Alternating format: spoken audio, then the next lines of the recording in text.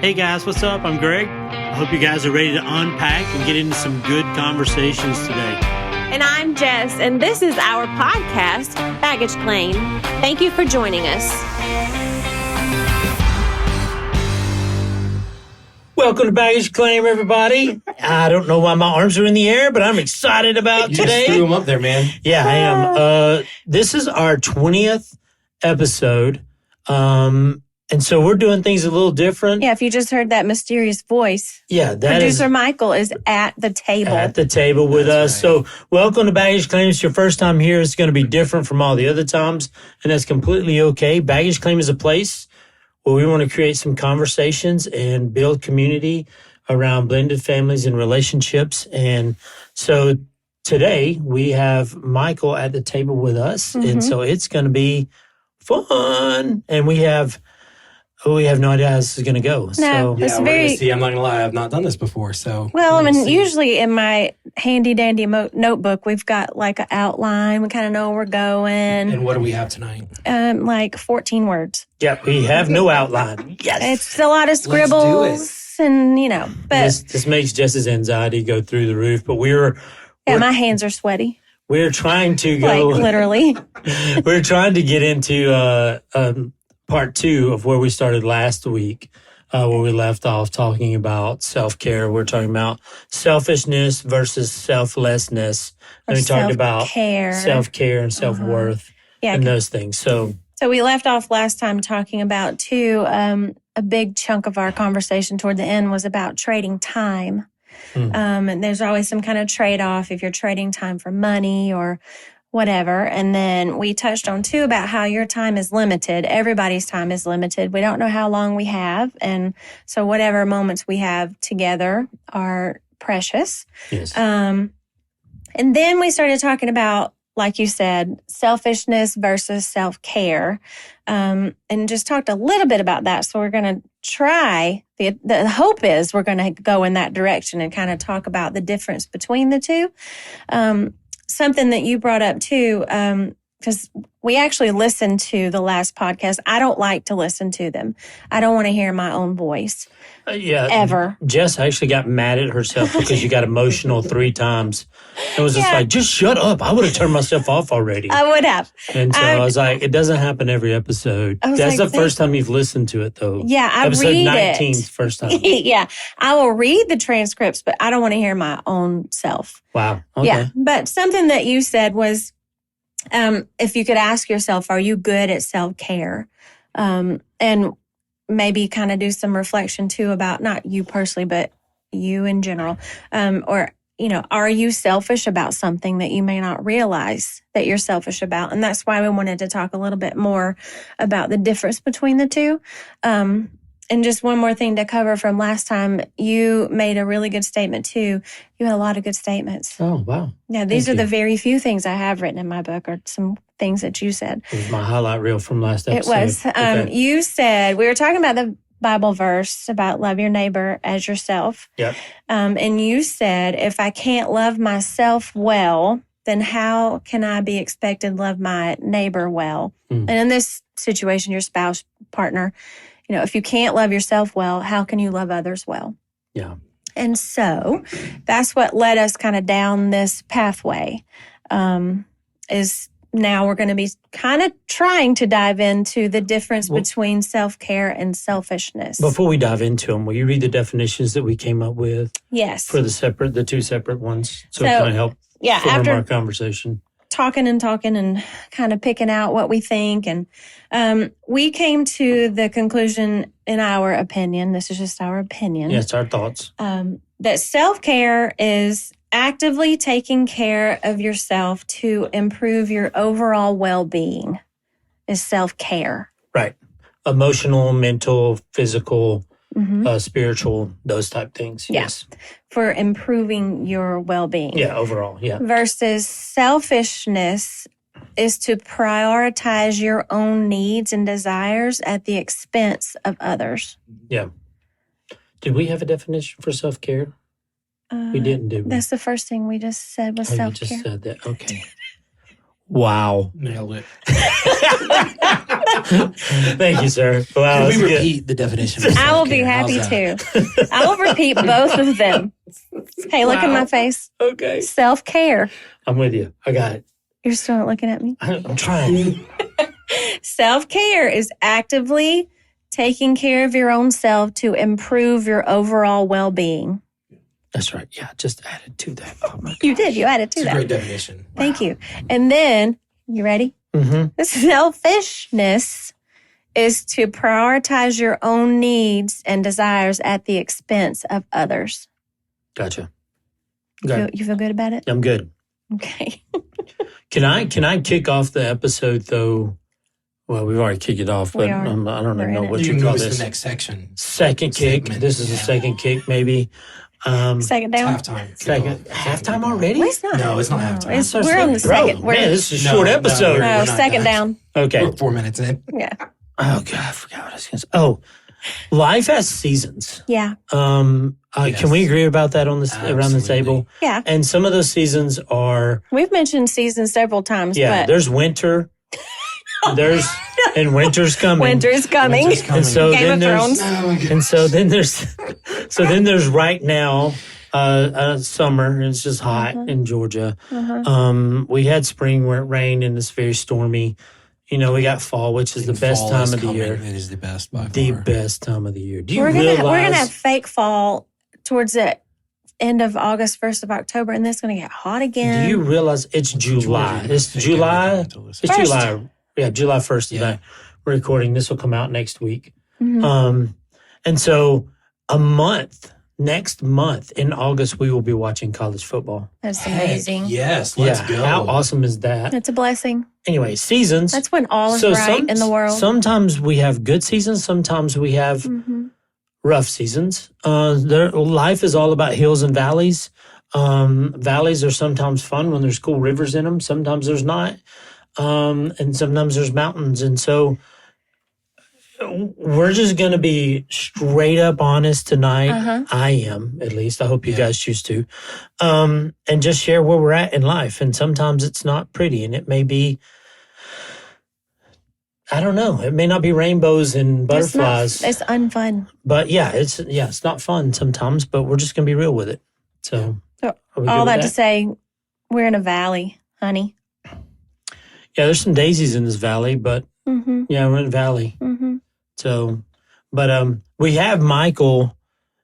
You guys don't know a lot about Michael because he's usually just behind the computer telling us, "Hey, this is how long you've been talking. Be quiet. Talk in your mic more.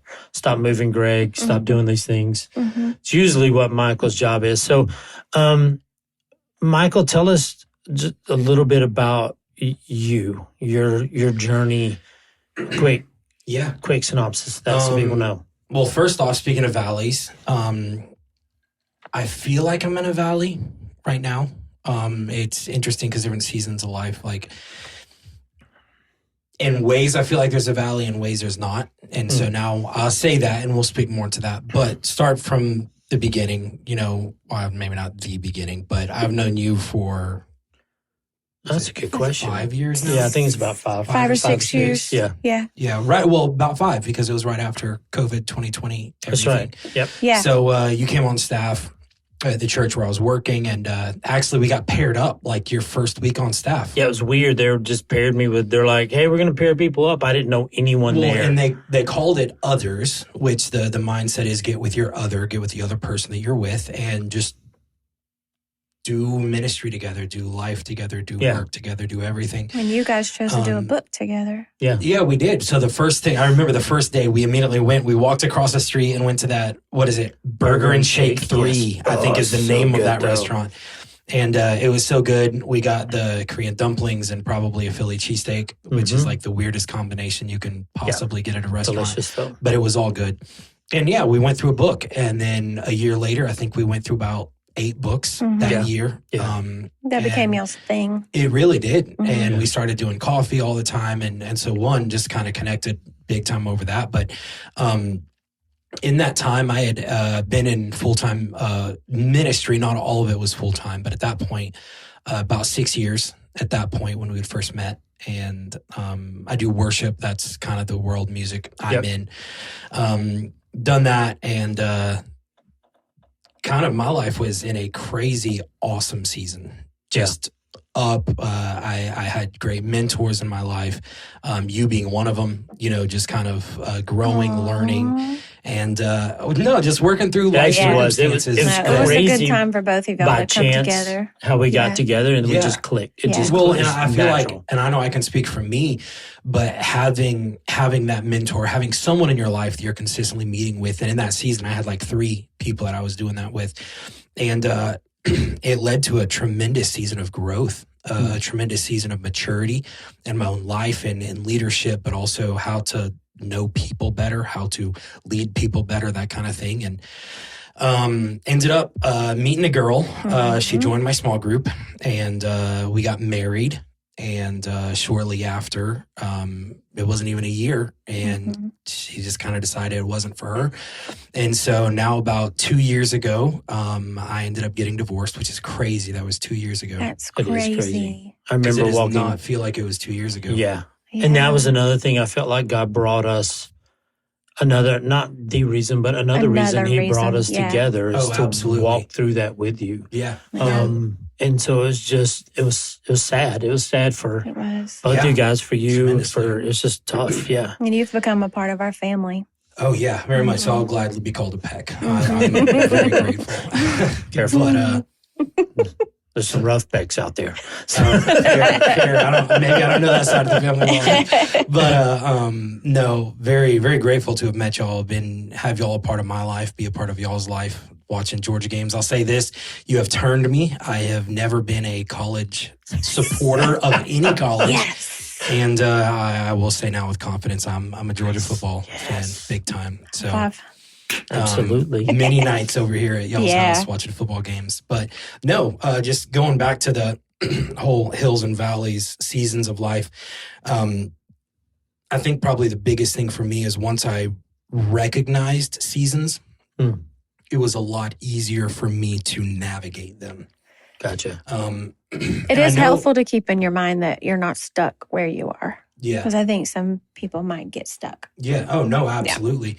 And so, like for me, we'd always talked about seasons, especially like in church world, like there's a lot of seasons that come and go, ebbs and flows with the season of ministry and basically rhythm throughout the year.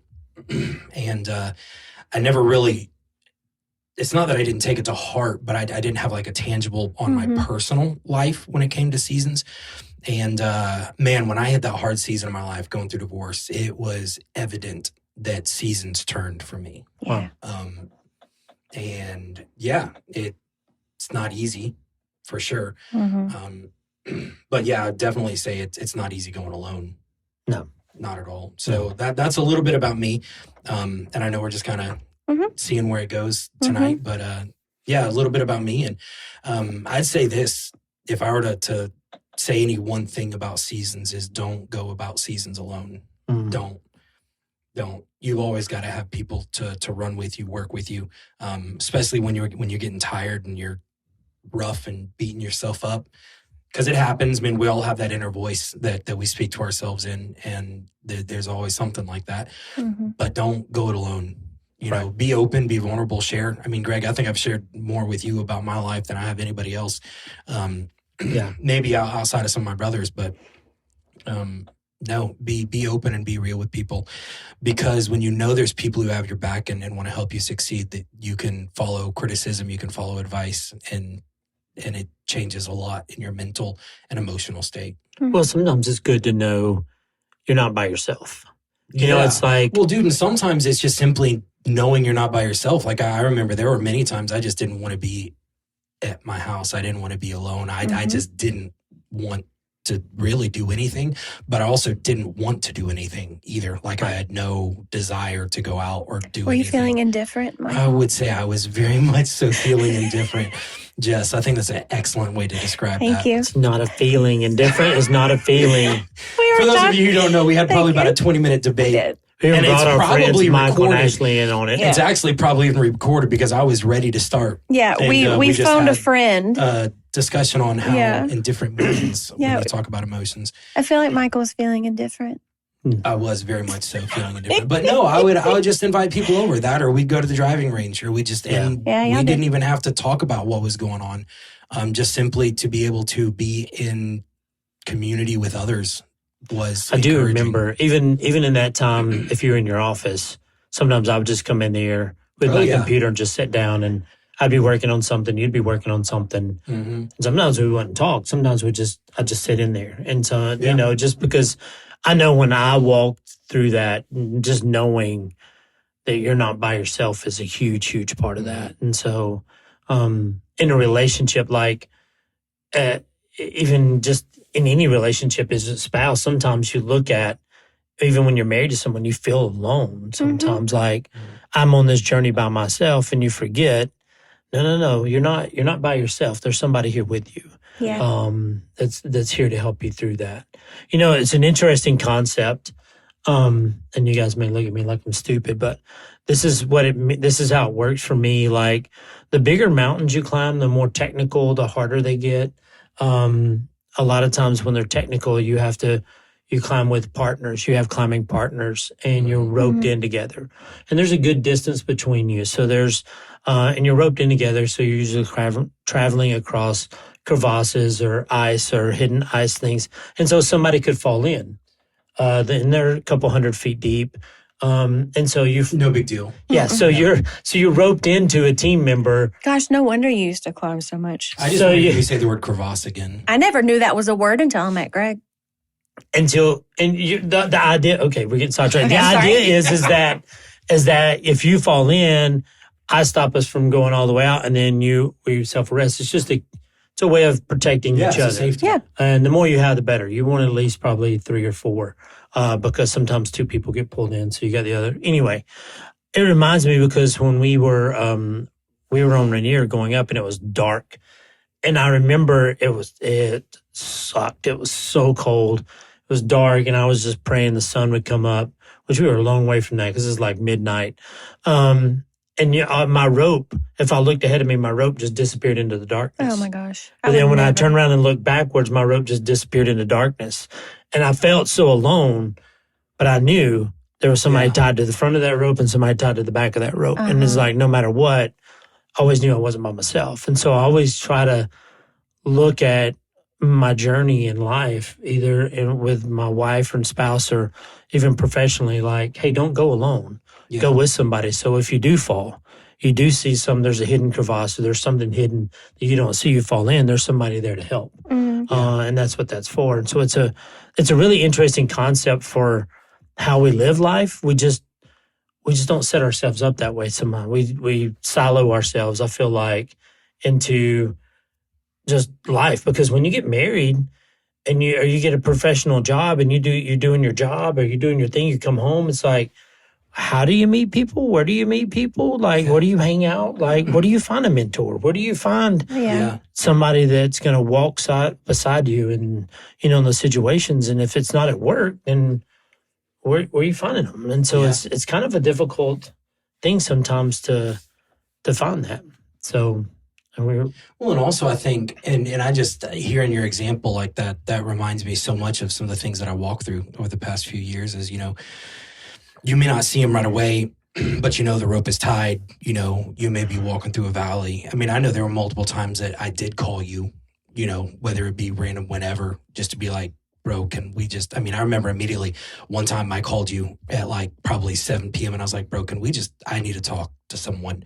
So we met at Duncan, just randomly. It was like halfway. We met at Duncan over there on Thompson Bridge. And then there was another time where I was driving down the road and I was like, I'm not driving home and I literally have nowhere to go right now. And I called you and you brought me over to your house and we just talked.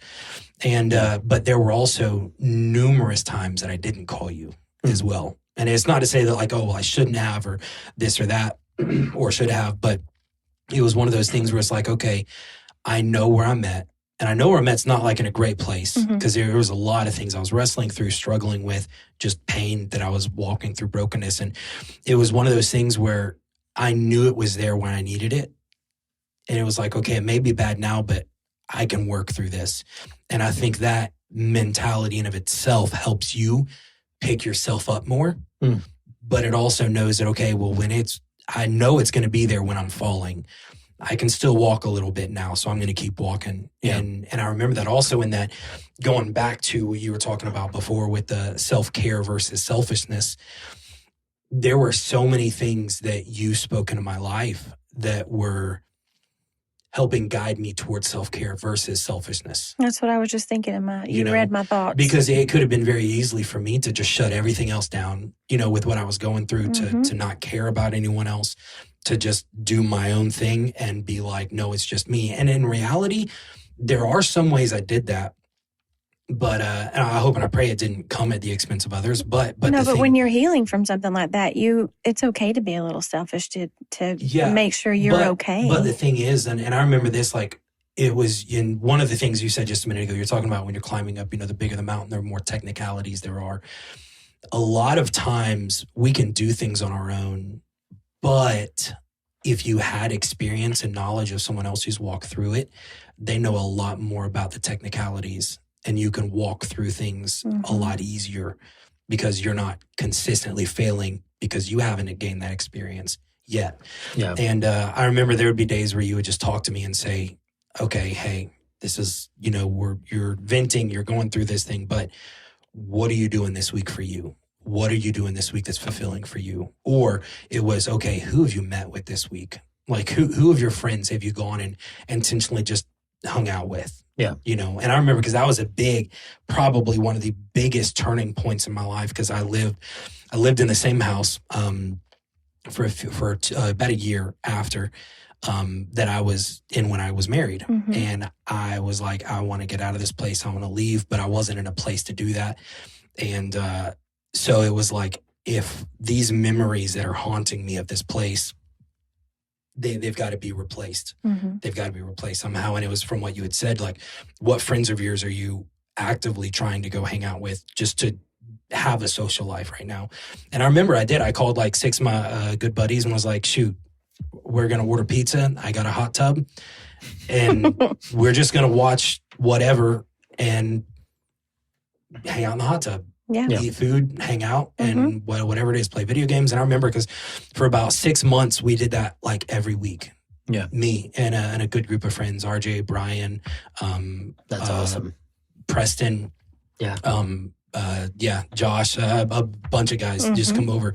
And I mean, we watched through like all of the Matrix movies. We watched all the John Wick movies. We watched we went through so many, but it was just good times. But it all comes back to when you have that someone speaking in your life, to not go it alone, but also to be intentional that you're doing what you need to do to be healthy emotionally, mentally, all those things.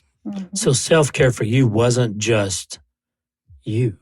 Like your self-care involved someone else. But I'll say, like, it actually grew us tremendously. When you walk through hardship with others, it's not just a growth in you. Like you said, it grew our relationships. I mean, I remember Brian and me, like, we grew tremendously through that time. And Brian and I were already really good friends up until that point, but we started doing a lot more ministry together. We started doing a lot more activities outside of church world together. And still great friends. Talked to him just last week. Like, we still hang out and talk all the time. And so it's not just you that it affects. Right. Yeah, we played a lot of golf. We did play a lot. We spent a lot of time at the driving range. And Jess was spent a lot of money on golf. Yes, we did. Jess was very nice in letting me just go play golf. I think we played golf almost every weekend that whole summer. Yeah, we did. We played a lot. And during the week as well. Yes. Yeah, we'd play on Fridays because she was at school. There's some times where you were in school, so Fridays were like the perfect day. Yeah, you were off. Yeah, so we played every Friday for a long, long time. Yeah. So it was fun. We got really good. Yeah, we were pretty good. Well, I say really good. Okay, for us. us. Our standards are really good. I could use one golf ball for like 4 or 5 holes. Oh, yeah. And I was just like, look at me, I'm a professional now. So I haven't played in a while now. So, but, it's interesting though, like we talk about those valleys of going up and down and in self-care and taking care of ourselves. Where are you at in that, Jess? Or do you want to just jump right in and share? Because I know we talk about the gym, we talk about with you a lot. So, for me, self-care goes hand in hand with self-worth. For me, my self-care is, going to the gym, making sure I'm eating right, drink 1 million gallons of water a day, and trying to do. You drink excessive amounts of water, and there's very limey. It has a lot of lime in it. I like it's these little packets, this crystallized lime. At the grocery store, you can get the lemon ones. Like if you're at the restaurant and you're like, water with lemon, but I like lime, but I have to order them on Amazon. But I like it. And I always warn you when you drink my water, but you still always make all the dramatic faces. But it's true. Anyway, but my self-worth is kind of like on repeat in my head. I go through phases where it's worse. And this is one of the times where I'm probably struggling a little bit more. It's just like I'm not good enough. I'm not, what women tell us, I'm not skinny enough. I'm not this. I'm not that. I'm not. And that's kind of like what's on my repeat list in my head right now. It's just one of those times where, it's not always rainbows and butterflies. And so my butterflies kind of flew away. I gotta catch them. So, but that's kind of where I'm at right now. It's kind of a new, someone asked me the other day, they're like, I hadn't seen them in a while. We ran into them and she was like, how are you guys? And I'm like, we're good. The stock standard answer. You quickly changed your answer, I noticed. I was like, well, it's a new season. It's a season we're trying to figure out. Uh-huh. And she didn't know what I meant by that. But I'm like, our kids are gone. We got a grandkid. Life is just different. Like for me, because I was in the church world and I was in that job. And then when that job just kind of went away, I was back in real estate. And I've been doing real estate for 7 years. But I love it, but it's not my passion. It's not the thing that just like, man, I really want to do that. So I don't that's where your valley is right now. Yeah, my valley is professionally. I'm at 52, and when you look at my resume, I've done a lot of stuff. Done a lot of really cool stuff too. Yeah, some really fun, cool things. But people look at me and they're like, "Why are you looking for a job? It's time for you to be retiring. Why don't you sit down?" Like it's not time to get. And it's interesting to me. That's the feeling I get when I'm in that, and it's like and so then it starts to affect you emotionally and mentally in the sense of, well, nobody really wants what I have, or nobody wants what I have to offer, and because they look at my resume and say, either you've been self-employed or you've been at a church, one of those two, and those don't fit where we're at. And it's like, no, I've done sales, I've done this, I've done so many things, it's almost ridiculous, but you get to a point where you're like, I think the low for me, and this is 100% being honest, and this is, can't believe I'm going to share this on a podcast, but I even applied, like I just wanted a job to go hang out with people. Out of the house. Like I want to be around people. I applied for a job at Home Depot. That is my second home because I do a lot of stuff. Like I literally know where everything is at Home Depot. Yeah. Like I've helped people working there find things and figure out how to do things. And so I applied for a job. I was like, this is a shoo-in. This is easy. I didn't even get a call back. They didn't even want to talk to me. And I was like, what in the world? Yeah. Like, it's just weird. And I'm like, okay, God, what are you trying to teach me? What are you trying to show me? Because for me, it's like, I wanted to do something. I want to do something that has meaning. And that's one thing I love about this podcast, even Baggage Claim. Like, of course, we're not getting paid right now. We're paying for all of our stuff. But it's more for me about helping people. Yeah. Just putting it out there. Because my self-worth, your self-worth comes from our baggage that someone gave us a long time ago, either through words, through actions, through whatever it is that we developed this picture of who we are in our heads. And then sometimes we spend the rest of our life trying to unpack that and fight against that so many times. But, for me professionally, my valley would be like, that's where I'm at in my valley to go. I'm not even hireable, and I'm not trying to. You're not woe is me. We're just being honest. But it's just like, but I'm not my average. I don't think I'm an average 52. You're not an average 52. Like no. I try to sign up for stupid races, something that challenges me. Like I want to try to go do the hard things still. Like I'm not done. Like I don't want to be done in life. I don't want to, I don't want to put in the towel. I don't think I'll retire because I just don't. No. I don't think I want to ever do that. I just always want to be doing something that's fun and something that matters, something Yeah. that gives some substance to it. So, Well, can I ask? Yeah. Yes, and this is a question for both of y'all, and y'all can tell me if this is like repeating things that maybe y'all said in the last episode, but you're talking about self-worth and you know, how we fuel or how that gets drained. Mm-hmm. How would you say that affects you on a daily and weekly basis?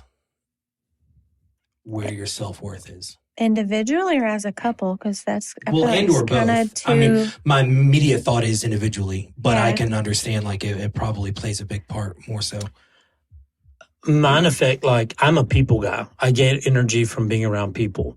Right now, my jobs are very me. It's just me, a lot of me. Like, go out, generate work, go out, find work, go out, do those things. It's not a lot around people. It's not geared around a lot of people. You're generating and doing a lot. And so for me, that starts to affect me. And then Jess feeds off of my energy so many times at our house. Mm-hmm. And then it just, which is a lot of weight, you know, and it's not always fun to be like, oh God, that's on me. But at the same time, that's on me. You know, it's I'm listening to a book, Don't Believe Everything You Think, which is it's a really good book, but it's talking about controlling our thoughts, because our negative thoughts control so much of ours. Like when I want to see something negative, all I'm going to see is the negative. And so but that's almost like just trying to get yourself over that, to be like, no, I'm not going to do that. Yeah. I'm going to think positive. Yeah, how do you do that? But We then- talked about that earlier. How do you do that? Well, and two, like for me as a Christian, what's on and repeat in my head is I'm not good enough, but also I know who I am in Christ. And so when I'm saying it out loud, I hear myself like I'm talking out of both sides of my mouth. Yeah. Like I'm not good I've been enough, there. but then also I know I am. I know I have value. So then it's like not that I beat myself up, but it's kind of like, come on. It's just it's a weird battle. It's an and inside battle. It's so weird. It's so hard to get past that and just shut it off. That's that bag you have to unpack all the time. Yeah. All the time. Like that's a consistent constant. unpacking. Yeah. Like we just went on vacation last week Mhm. to the beach. When we got there, I unloaded my portion of the suitcase. I hung everything up, put it in drawers. This has been a 13-year-long battle of what you're about to talk And about. I put all my stuff in hangers that needed to be hung and up in drawers. and put it in drawers and your organize my shoes are in the stuff. closet Yeah, lined You're one up. of those guys. Organize. And then Jess literally pulls from and throws into the The suitcase. That's suitcase. me all the way. I don't, thank you. I That's don't unpack completely me. ever. Well, why are you going to put your stuff in a drawer that's not yours, and you're I'm going to have to not. take it right I'm back out totally by the end not. of the week? Exactly. And I'm gonna hangers, put why are you hanging up your Absolutely crap? not. I'm putting my drawers in somebody else's drawer. Is that the only reason? You Yeah, it's just like so I can. I don't. You know, like honestly, when if we I'm, if on our sometimes when we go to the resort in Mexico that we like, I'll take nice dresses, and so when we get there, I do need to hang those up. Okay, that's understandable. But literally everything else stays in I the hang suitcase. all He of those. hangs even his t-shirts up. I'll hang my t-shirts. If they have the hangers with the little clips, I'll hang my shorts up. Yes. Oh my So- gosh, you hang your shorts up, Greg? Yes. I'm learning so much about you. I hang as my He a golf hangs his person. shorts up in My our golf closet shorts are hanging up here. in my closet now. All your shorts are No, except for just my your golf shorts. work shorts. Yeah, just my golf ones. That's interesting. It is, and I don't understand why. Like that's something for me. Like I don't want my stuff there. I want it unpacked, and totally because we talked about. But it's one of those things. It's like when we get ready. All right, I'm packing all my stuff back up in there. Mine's already there. Maybe that's debatable. And so it's such a hassle sometimes to be like, I've already fought this battle. I've already had this struggle. Why am I having this struggle again? Why am I going through this again? And you constantly are you got to unpack it and process it and unpack it and process it and unpack it and process it. Kind of going back to we talked about our self-worth a lot, but self-care, part of me working on that hand in hand with my self-worth is, like I mentioned earlier, the working out and blah, blah, blah, blah. How about you with self-care, Mr. Peck? I I started playing golf. Yeah. To literally, that was I told Jess, I was like, I just want to play golf just to, because I don't want to think about anything. When I go out there, I just want to play and hang out with friends. Would you say self-care is something that you are consistently good at? No, I suck at it. It's horrible for me. Yeah. I'm not good. And so even, you know, I'll make the excuse, well, golf is expensive.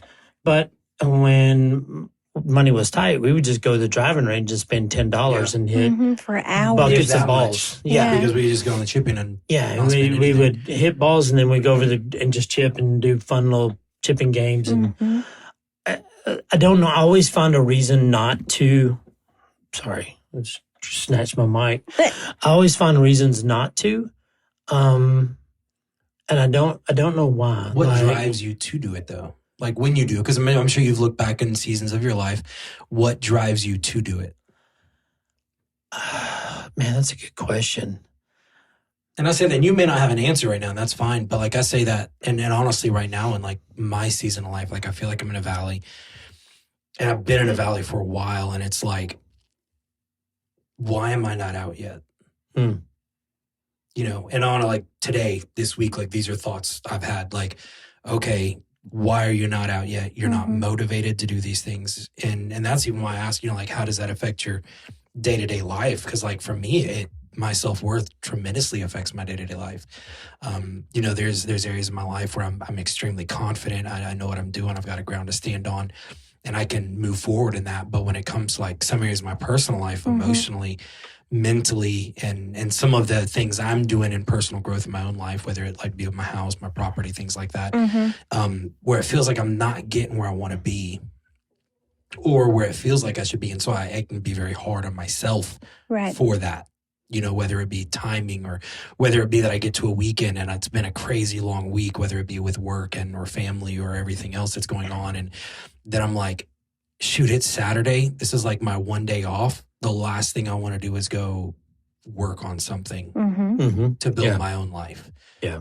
And so it'll be like, I'll just chill, hang out with Max, my dog, beautiful black lab, you know, but it's that. And so like my question, and these are things I'm asking myself is, okay, you've had seasons of that motivation where you were intentional to fight for those health things in your life. So why are you not doing those right now? So what is that that's keeping you from doing it? And I don't know if it's, okay, well, it's a margin of time. I need to cut back on things so that I can, or maybe it's, okay, well, I know I don't have the exact same community that I had before. So maybe that makes a difference, you know? And so just question for discussion is to say, what, if you look back on your life, if there are things you know that motivated you to work on your self-care, what were those things and what would you propose as a game plan going forward? Because that's kind of where I'm at and I don't have an answer for it. Right. But it's like, okay, I know I've been in this kind of season before and I have definitely pushed forward and worked through it. What motivated me to do that? Yeah. Because right now I don't feel motivated to do that. You know, it's like I'd much rather just chill in and watch movies on a Saturday than to work on my own health right now. Like literally, whether it be physical, emotional, mental, all of the above, like that's where I feel like I'm at. And so it's okay, I know I've done it before, but what are you going to do that motivates yourself to do it again? For me, it's almost setting a plan out in place, like of a plan to actually go, I'm going to go do this, or I'm going to go do it. Like physically, like last year I was signed up for a 50-mile race. And so I started running and training, and then jacked my ankle up 2 months out, a month out. And so it's just like, okay, like those things helped me be accountable in that. I guess for me, it's almost putting together a plan or having, like you and I are still, we've said, hey, let's read through a book. Yeah. Even now, not even being together, it's just hard because of proximity. Since February, we haven't. Right. Yeah. And so, we have those different things. It's like, okay, put a plan and then execute. Like, go do it. Like, put the steps out. Like, I tell Jess and I are having this conversation today, and I was like, I don't know what brought my mind here, but I was like, it's so frustrating for me as humans, how we do things, because I'm like everybody else.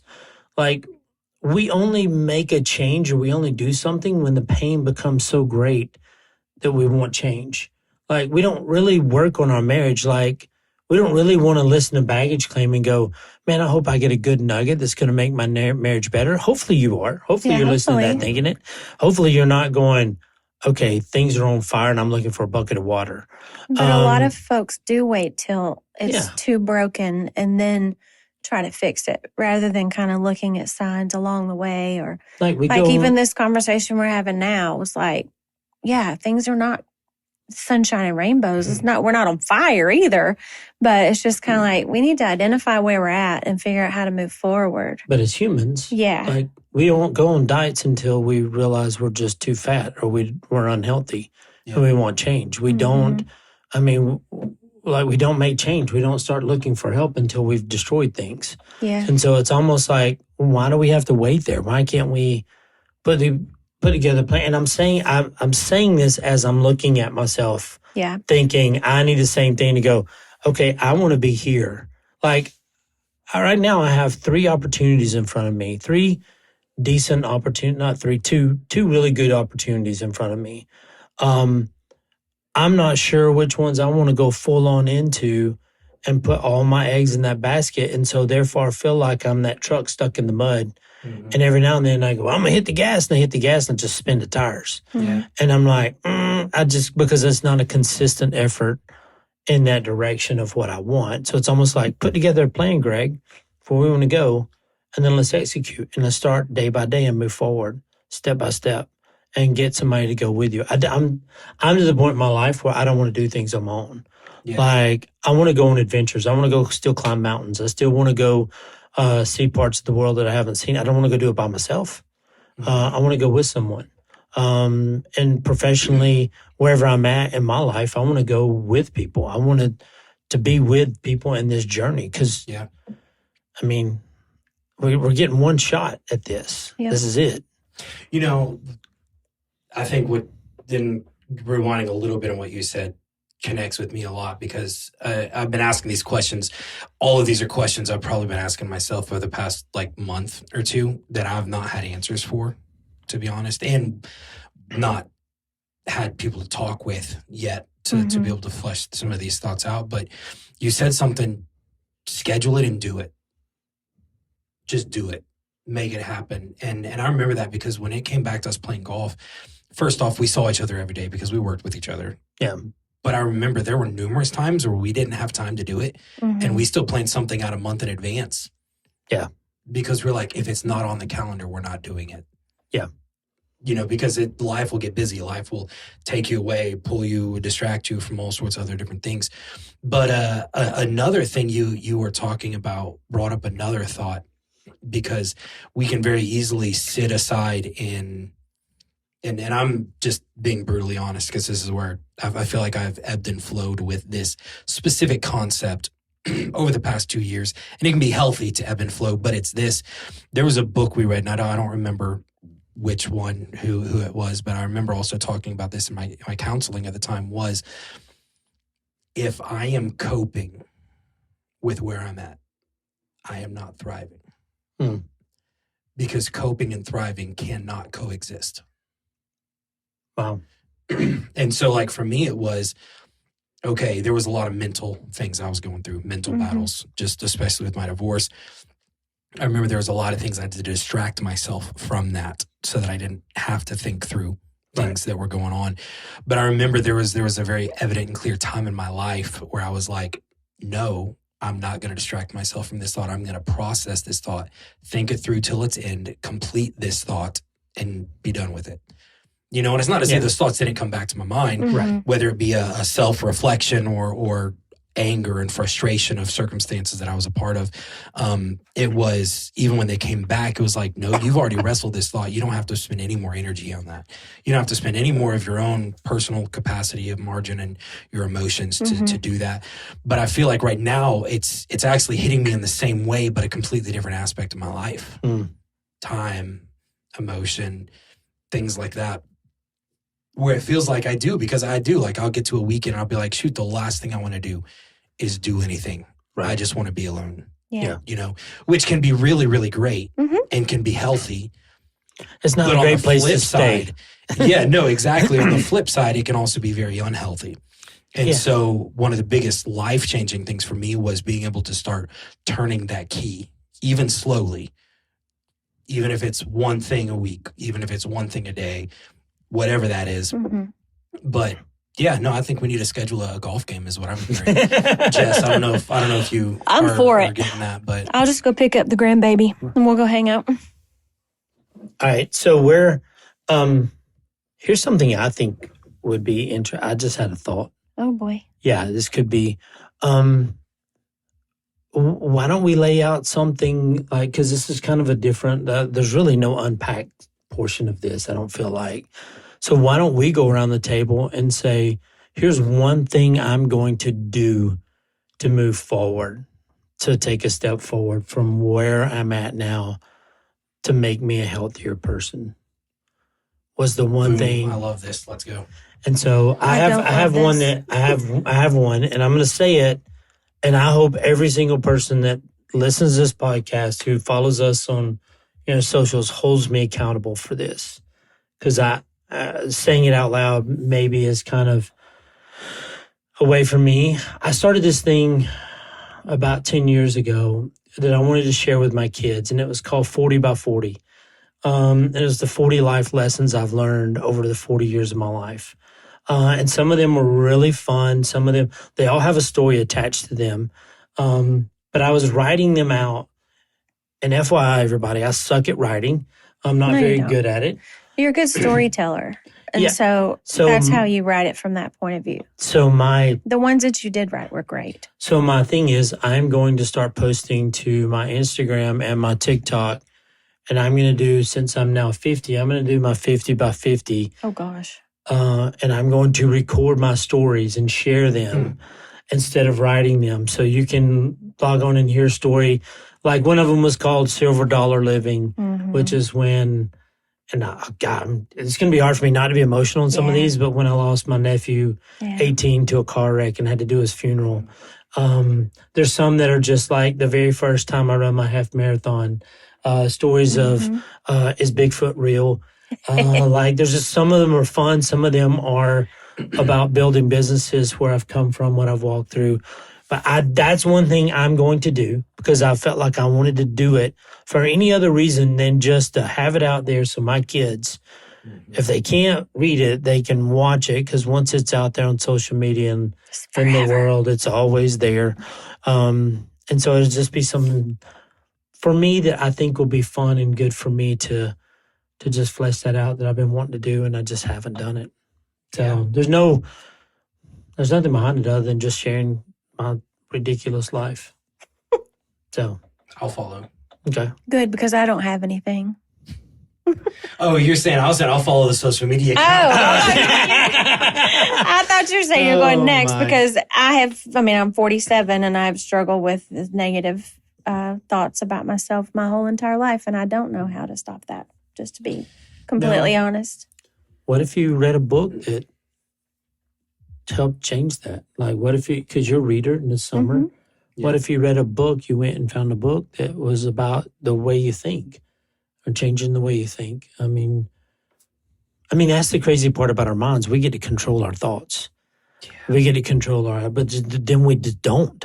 We suck at it. But at the same time, our thoughts can so easily control us. Yeah. And they Mine can very certainly much do. so. Yeah. I mean, my last month, I feel, has been that way. That's just an idea. And you know that. Yeah. But no, I actually have a few things, and they're not like as grand as yours. That's not grand. That is not grand. That's actually humiliating. Mine are hard. A lot of things that are more inward focused. So for me, one is captivating thoughts. And I'm not going to lie, it's not like I have a plan. Yeah. It's not. And honestly, the only thing I know to do is to stop distracting myself from those thoughts. Because a lot of times, like, I'll have negative thoughts, whether it be about where I'm at financially, like with my house and things like that. And it just irritates me, to the point that I'm like, no, screw it. Just stop. Just stop thinking about it. No, I'm going to wrestle those thoughts down. And Nice. what that meant for me before, like in my divorce and what I was going through, literally what that looked like was me with a couple of drinks sitting on my back porch at probably anywhere from 8 p.m. to about 3 or 4 a.m. By myself. No music, nothing, just me. Yeah. Thinking. And honestly, a lot of it's also praying because I Right. get really, really frustrated at the thoughts and ticked off. And then I'm like, oh my goodness, God, please calm my spirit so I can keep working through this. And back in the time, a couple of years ago, I wrestled a lot of things down that way. And that made a big difference for me. I've not, and it's crazy just how life gets by you and you forget things that you've had in place that hold you to be healthy. And I have, looking back, I can't tell you the last time I've done that in the past year, like that I've had any major mental wrestlings with myself to keep me true and not allow myself to become affected by those thoughts. And you know that we've talked a lot of those things about some current situations I'm going through. And you even know this, like it could be 1 week we're talking and I'm on one side of the board and the next week, I know I've done that at least 3 or 4 times. Yeah. I come back and we talk and I'm completely on the other side of the board. And there's so many elements that come with that, but wrestling my thoughts, wrestling them down. And you know, the scripture that says I take every thought captive to the obedience of God's word. Being intentional to do that, because looking back in my life, I've had a lot of things that I've allowed myself to distract my own mind from those things. And I've not wrestled those thoughts down. And that has weighed a lot on my self-worth. Secondly, and I've shared this with you the past few weeks, I've acknowledged that my life season right now is so busy that on any given week, I'm usually busy Monday through Thursday. And then, of course, I work on Sundays. Monday through Thursday, I'm usually gone doing stuff until about 9 or 10 o'clock at night. You're very busy. Every day. Yeah. And that also starts with work in the morning, then things I do after work. And however that looks like, whatever that looks like, I'm not sure. But, and even if that doesn't change, because there's some things in that schedule that I don't really feel like needs to change right now, but maybe it's weekends, you know, being more intentional to be with friends. Yeah. Because I've got so many friends that live in this area, and I'm in my mid 30s, and so like early 30s, I'll say 33. There you go. I'm still early. Yeah, you're 30s. Early. Go early 30s. Yeah. You're early 30s till you're 35. 2 more years. 2 more years. No, I feel like I can so easily be alone right now. I mean, even though I know we do this every week, we grab dinner, and it's awesome because this is probably one of the biggest bucket fillers in my life. Just emotional fulfillment is coming over. We grab dinner. Greg grilled his, we call them Greg burgers. Greg burgers, best hamburgers in the whole world. Literally the best burgers I've had. I told Michael, I was like, on the way home from vacation Saturday, I told Greg, I was like, I got to have some Greg burgers as soon as possible. They're so good. But no, that's been great. But I need some more of my community life building friends around me more, and I need to do that more. So those are 2 things that I'm really gonna dive after for the rest of the summer, because I know looking back in my life, those are things that have built me up, and I need to do that because I've not done that probably since last fall. Since last fall. Yeah. Okay. What you got? Got anything? I don't think so. No. Okay. I took my turn, remember? Okay. So here's the thing I would love, you guys that are out there listening, if you want to hear more Michael, let us know. Lisa got your text through our podcast today. Thank you so much for listening. A friend of mine from way back. Love her to pieces. Thank you for listening, Lisa. Yeah, just make sure to let us know. Follow us, hold us accountable for these things. If you found what we've talked about tonight to be useful or hits home, reach out to us. Let us know. Be involved in this conversation with us. This is not just one-sided. We want you to be a part of a community with us where we can share where we're at and where we're going, and, you know, tie ropes to each other and drag each other up the mountain sometimes if we need to. So help me find my butterflies again, right? Yeah, exactly. So anything else to add before we wrap up? I don't think so. All right. Well, thanks everybody for joining us. Letting me be on here tonight. Yeah, Yeah. dude. Thanks for It was being new here. and different. I don't Yeah. know. I Hey, hope this it is was our good. 20th I hope it was episode. good. Thanks And for I'm- joining us for number 20. Yeah, I'm so glad you're here, bro. It was awesome. So thank you guys for joining, and have a good day.